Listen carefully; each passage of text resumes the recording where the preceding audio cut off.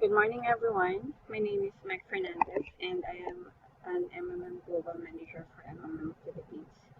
And ngayon po ay ipapakita ko sa inyo ang video tutorial on how to place your PH order sa loob ng MMM system.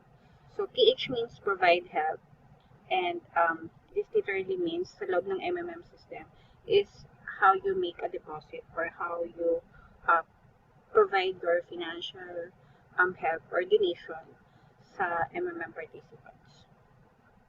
So, you just have to be in your dashboard, meaning dapat ka-login ka na sa account mo.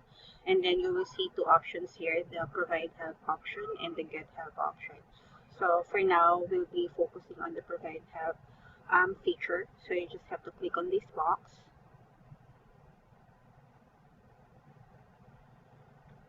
And the warning box will come up. So, you just make sure that you fully understand the risks.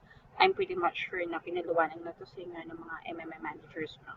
So, you just have to click on the box and then click next. Okay, and then for the currency, by default, it's Philippine peso. And then for the next option, you just have to select the Bitcoin option. Bitcoin is widely used within the MMM system dahil sa mabilis na transaction. So before you do this, we are assuming na meron na kayong sariling Bitcoin account, which is dapat na paliwanag na sa inyo ng MMM managers. So click next. And for the deposit amount, you just paste in here the amount of the donation that you'd like to provide.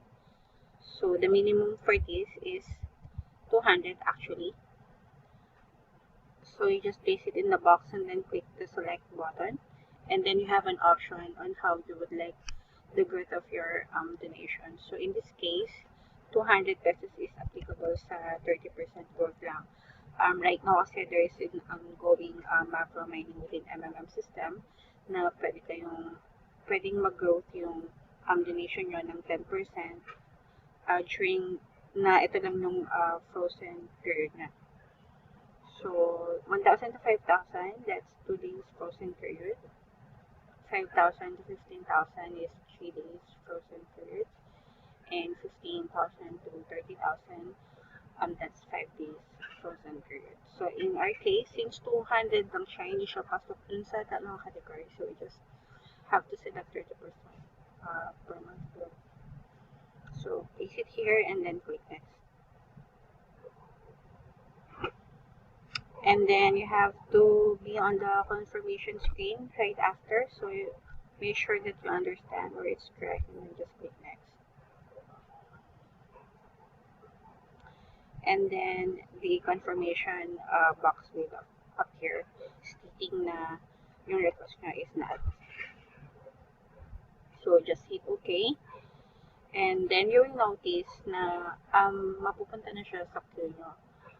So, meaning, napadala na to sa mga dispatcher and naghahanap siya within the MMM system kung sino yung magmamatch or kung sino yung mga nanghihingi naman ng financial help worth 200 pesos.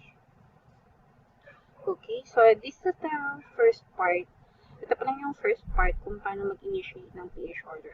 Kapag ka nakahanap na si MMM system ng match dun sa PH order nyo, then we will proceed with the second part of the tutorial. So, antayin lang natin na mag-match siya and then papakita namin sa inyo kung paano nyo naman i-fulfill itong order na pin-list nyo within MMM. So, I hope this video tutorial helps. Please like us on Facebook. That's MMM Team Bullet, or that's facebook.com/MMM Team Bullet.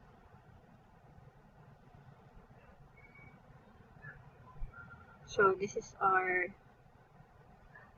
FB page for MMM Team Bullet. Please like us, and if you have any questions, just feel free to send us, and we will respond as soon as we can. Hope this tutorial helps, and have a great day. Bye!